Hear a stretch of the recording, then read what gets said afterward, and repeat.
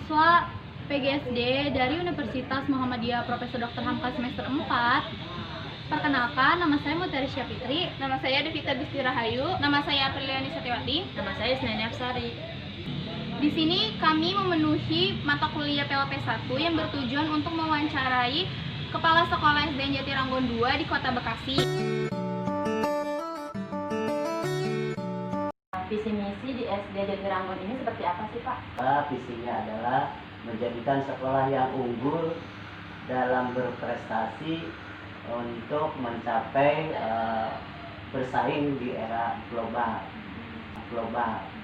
Sedangkan misinya itu sesuai dengan tujuan pendidikan dasar, yang pada prinsipnya misi sekolah ini adalah mengembangkan proses belajar mengajar yang menyenangkan, edukatif, kreatif, dan inovatif.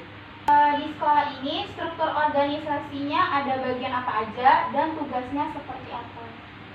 Kalau di SD negeri struktur organisasinya yang beda dengan di SMP, SMA. Kalau SD negeri itu yang ada kepala sekolah, tidak ada wakil kepala sekolah. Jadi tidak ada wakil bidang kesiswaan, tidak ada bidang kurikulum, tidak ada bidang sarana prasarana.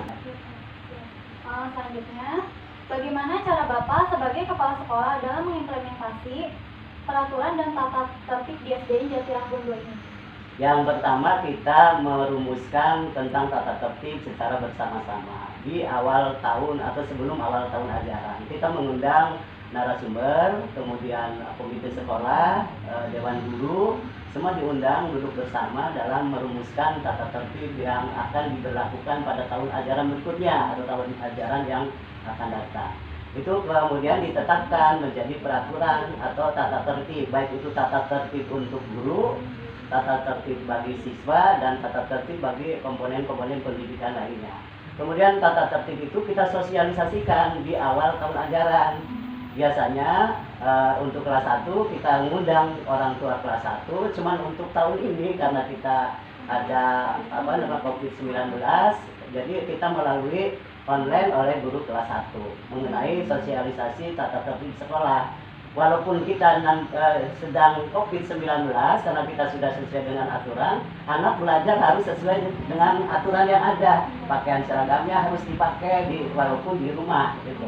Ya, aturan-aturan itu kita sosialisasikan di setiap acara.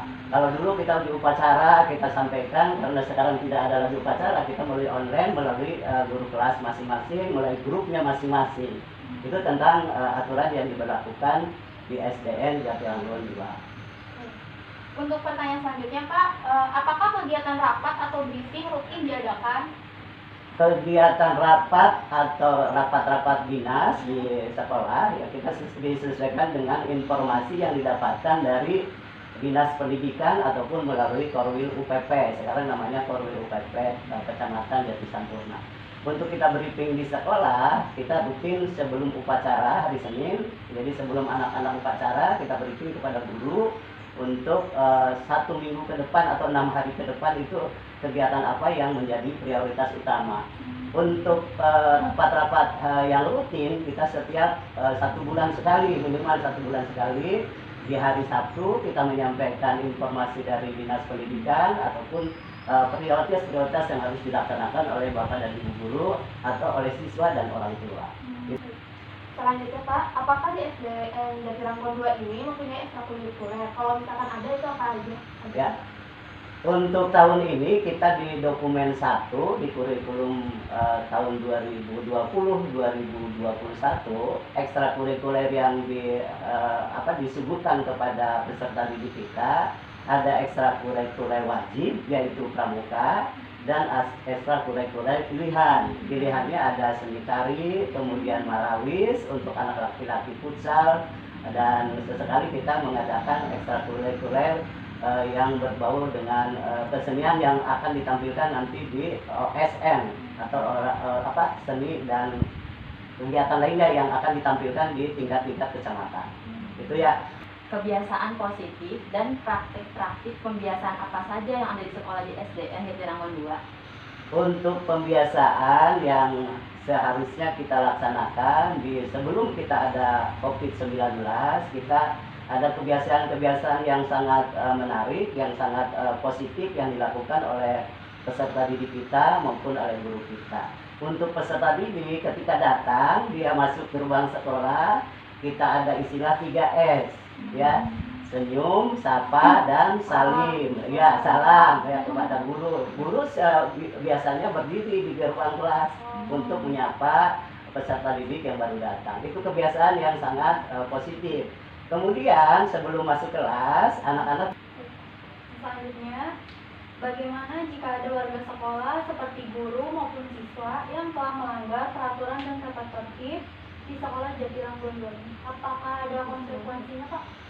di tata tertib sekolah, terutama bagi guru, ya biasa kalau guru kan itu menjadi tanggung jawab kepala sekolah seluruhnya, ya mulai dari ketika guru masuk harus bagaimana gitu kan, kemudian ketika tidak masuk kalaupun sakit harus ada surat dokter dan lain sebagainya. Dan di Kota Bekasi sudah menerapkan fingerprint bagi guru gitu kan. Masuk jam 7 sudah, terakhir itu bagi guru jam 7 sudah harus fingerprint, dan itu merupakan disiplin bagi guru kita, ya. Kalau di zaman dulu kan bisa melalui offline, bisa saja guru datangnya agak terlambat, tapi dengan adanya fingerprint ini menolong kedisiplinan guru, memotivasi guru untuk semangat dalam masuk sekolah. Kemudian pulang sekolah pun sudah diatur oleh fingerprint kita, jam berapa harus pulang, jam berapa harus meninggalkan sekolah, itu sudah diatur. Sedangkan bagi siswa, seandainya dia melanggar, kita sudah menerapkan sanksi per poin, ya. Umpamanya tidak masuk dalam 1 hari tanpa pemberitahuan, kita kasih poin 5, gitu kan. Kemudian mencemarkan nama baik sekolah, kemudian mencuri dan lain sebagainya, itu dikasih poin 100. Apabila sudah 100, otomatis kita memanggil orang tua. Setelah ada poin sedikitnya 5 sampai poin ke 100. Seandainya sudah 100, kita panggil orang tua. Bagaimana menerapkan visi dan misi agar terrealisasikan kepada peserta didik? Ya, visi misi sekolah itu kan pada prinsipnya kita menginginkan sekolah ini unggul dalam prestasi dan bisa bersaing di era global. Visi misi ini otomatis dari mulai anak masuk kelas 1 yang awal-awalnya kita sosialisasikan, Bapak Ibu orang tua siswa nih, visi kita seperti ini, mari kita dukung dan mari kita realisasikan melalui misi-misi yang ada ke bawah. Pertanyaan selanjutnya, Pak, tentang perihal acara penting, misalnya seperti peringatan 17 Agustus atau Hari Pahlawan, apakah sekolah mengadakan acara? Kemarin karena kita COVID 17-an tidak ada. Cuman anak-anak ya biasa di rumah mengenakan pakaian seragam, ada yang pakai pita, anak-anak ada di belakangnya bendera, kemudian menyanyikan lagu Indonesia Raya.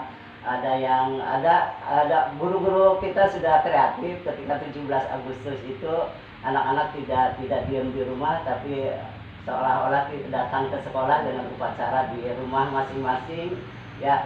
Sebelum ada COVID-19, kebiasaan-kebiasaan yang memperingati hari-hari besar keagamaan maupun nasional itu semarak sekali di kita di JSD Jatiranggon 2. 17-an kita tahu waktu kecil kita ada balap karung, kemudian makan kerupuk, kemudian lomba pakaian adat, kemudian keliling lingkungan sebagai bukti kita merayakan ulang tahun kemerdekaan. Kemudian kegiatan keagamaan, alhamdulillah tahun kemarin kita berkurban sapi kan gitu untuk ya tahun kemarin, tahun ini nggak ada lagi karena kita ada istilahnya COVID-19. Sebelumnya kita merayakan Maulid Nabi di sekolah dengan mengundang penceramah yang jauh, yang bagus. Kemudian kita menata panggung, anak-anak sebelum ceramah tampil. Senang sekali itu anak-anak kalau sudah tampil memegang alat kesenian atau menari pakai baju tari yang modern zaman sekarang gitu kan. Itu jadi kegiatan-kegiatan nasional, upacara Sumpah Pemuda ataupun Hari Pahlawan selalu dilaksanakan di sekolah. Kalau biasanya 17 Agustus ada yang dilaksanakan di kecamatan Jati Sampurna, anak-anak suruh sebelum atau sesudah 17 Agustus biasanya ada gerak jalan dan lain sebagainya. Jadi karena ada seperti ini jadi agak sepi sekolah gitu. Tidak, kegiatannya seolah-olah tidak menonjol padahal di rumah ada kegiatan PJJ atau BDR. Gitu ya. Pertanyaan selanjutnya Pak, di SD Jatiranggon 2 ini apakah ada kegiatan edukatif seperti study tour dan apakah peserta didik wajib untuk mengikuti kegiatan tersebut? Kegiatan istilahnya karya wisata edukatif ya, kemarin kelas 1 sudah ke Taman Mini gitu kan, dengan biaya itu dimusyawarahkan oleh istilahnya komite kelas. Jadi ada komite kelas, ada kelas 1A siapa komite kelasnya, ketua itu yang dipegang oleh orang tua siswa.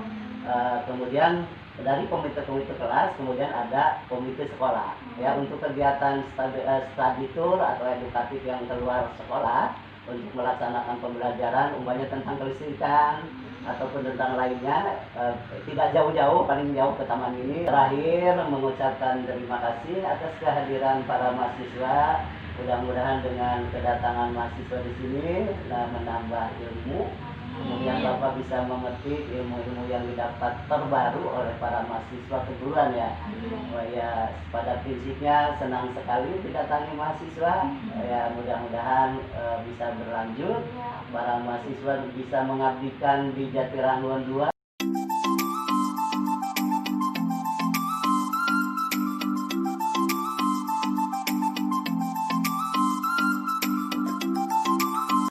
Terima kasih sudah menonton video ini sampai habis. Semoga ilmunya bermanfaat bagi kita semua. Jangan lupa Like, komen, subscribe, dan share. Wassalamualaikum warahmatullahi wabarakatuh.